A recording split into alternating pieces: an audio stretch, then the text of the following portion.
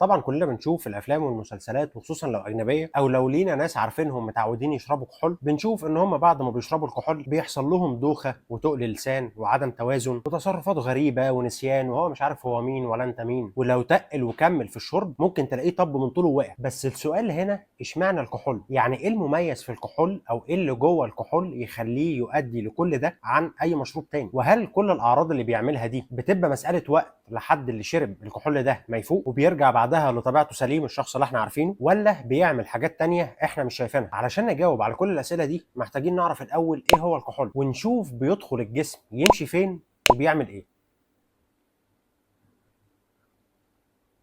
ده شويبس.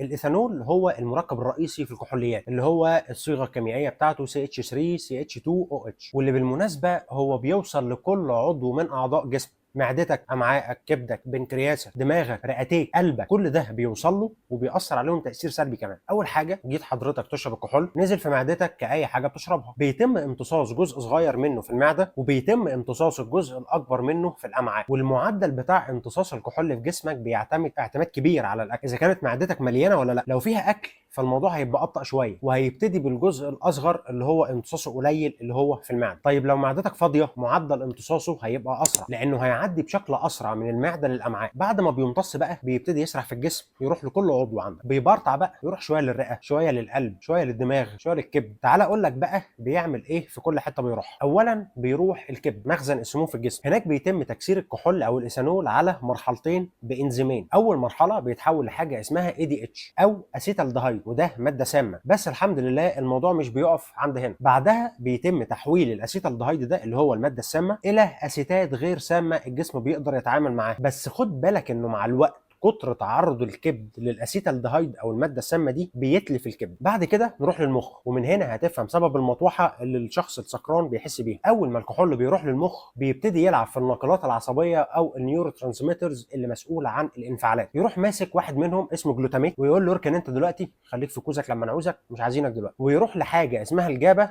ينشطها. وعلشان تبقى فاهمني اكتر، الجلوتاميت دلوقتي اللي هو ركنه على جنب ده واحد من النواقل العصبيه اللي بتسبب اثاره من انواع الاكسايتاتري نيورو ترانسميترز. فلما الجلوتاميت ده يتمسك ويهدى وما يبقاش بيتنطط ما بين الخلايا بتبتدي تهدى وتريلاكس خالص، وده اللي بيسبب استرخاء الجسم عند الشخص السكران. وده يفهمك ليه في الجرعات الاكبر من الحل اللي بيتاخد او بيتشرب بيسبب نوم، وفي الجرعات الاكبر واكبر ممكن يسبب موت. يروح برضو الايثانول ينشط الدماغ ويفرز حاجه اسمها اندورفينز، ودي مجموعه الهرمونات اللي المخ بيفرزها علشان يقلل من التوتر والالم، وبالتالي اللي بيشرب بيحس بهدوء وبمزاج حلو ورايق وبيبقى مبسوط وسعيد. ده بالاضافه ان هو بيفرز هرمون السيروتونين والدوبامين، هرمونات السعاده والطعطعه. فانت دلوقتي جسمك سايب، ما عندكش اي نوع من انواع الاثاره او المواد الكيميائيه اللي ممكن تثير خلاياك، سعيد، ما عندكش توتر ولا حاسس باي الم، وده علشان الاندورفينز اللي اتفرزت في جسمك. فهايل، كل ده كلام جميل. بس انت دلوقتي قدرتك على التفكير واتخاذك لاي قرار في ظل السبهلله اللي جسمك فيها دلوقتي دي اضعف ما يكون، شبه مش موجوده اصلا. يعني انت لو جات لك فكره دلوقتي وانت شارب ان انت تقوم في وسط المطعم اللي انت قاعد فيه وتخلع بنطلونك وتقف على الترابيزه تعقب، فدي فكره لو انت مش شارب فكره في منتهى الغباء. انما لو انت شارب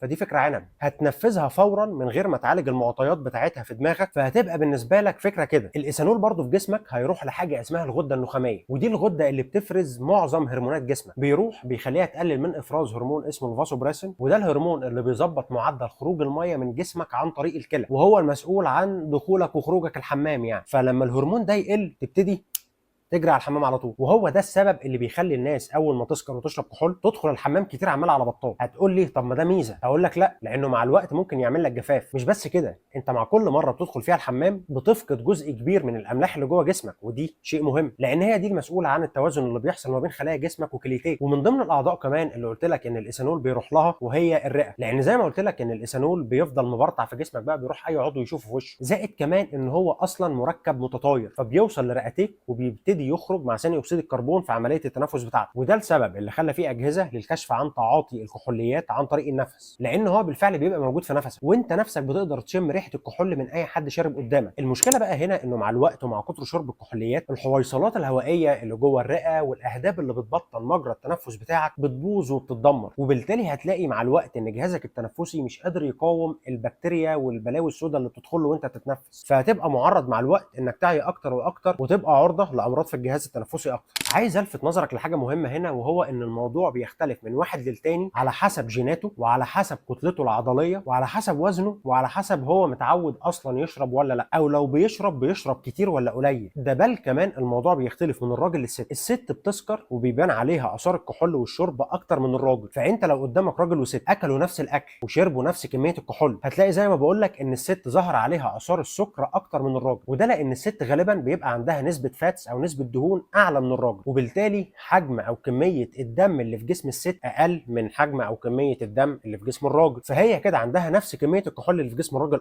ولكن في كميه دم اقل، فده بيخلي تركيز الكحول في جسمها اكتر. طيب في سؤال مهم هنا، ايه اللي بيخلي الكحول مع الوقت يتحول لادمان؟ طبعا ما نقدرش ننكر ان الانسان مع كتر تعاطيه للكحول بيبقى خلاص حب وتعود على كميه التاثيرات اللي لسه حكينا فوق دلوقتي اللي بتحصل في جسمه وفي دماغه، هدوء ونسيان وارتخاء في العضلات وعدم احساس بتوتر والم وكل الكلام اللذيذ ده. ولكن كمان في جزء عضوي في الموضوع، وهو زي ما قلت لك في مواضيع قبل كده، وهو ان الجسم ذكي وبيتبع الفطره السليمه بتاعته، فلما يجي بعد فتره يلاقي ان الانزيمات المثبطه بتاعته واللي هي الجابه عنده بتعلى بمستويات كبيره جدا اثناء الشرب، والجلوتاميت اللي هي الانزيمات المنشطه بتقل كتير في الجسم اثناء الشرب، ودي مش المستويات او الاوضاع الطبيعيه بتاعتهم جوه الجسم، فبيبتدي يعمل حاجه اسمها ادابتيشن ريسبونس، استجابه للتكيف اللي حصل في الجسم والمخ ده علشان يقدر يستعيد التوازن الطبيعي بتاعه، فيروح مرجع الانزيمات لمستوياتها الطبيعيه، يقلل الجابه اللي زادت ويزود الجلوتاميت اللي قل. فمع الوقت انت بتشرب نفس كميه الكحول اللي انت كنت متعود عليها، بس معدل الاسترخاء بتاعك والاثار اللي انت بتشرب اصلا عشان تحسها ما بقتش زي الاول، وده نتيجه للتعديلات اللي الجسم بتاعك عملها، فبقى تاثير الكميه اللي انت متعود تشربها مش عامل حاجه، مش مقضي الغرض معاك، فتضطر تزود، وكل ما تزود كل ما جسمك بيعمل الادابتيشن ريسبونس اللي لسه شرحه لك دلوقتي، ومع الوقت هتلاقي نفسك دخلت في حلقه مفرغه كل شويه بتزود كميه الشرب اللي انت بتشربه بس مش حاسس بحاجه، وفي نفس الوقت مش قادر تبطل لحد ما هتبقى مدمن قد الدنيا. تيجي تحاول تبطل تطلع لك حاجه اسمها اعراض الانسحاب. انت دلوقتي دماغك مش موزونه، انت وزنها بالكحول اللي انت بتشربه، اللي لو بطلته هتلاقي الانزيمات النشطه اللي عندك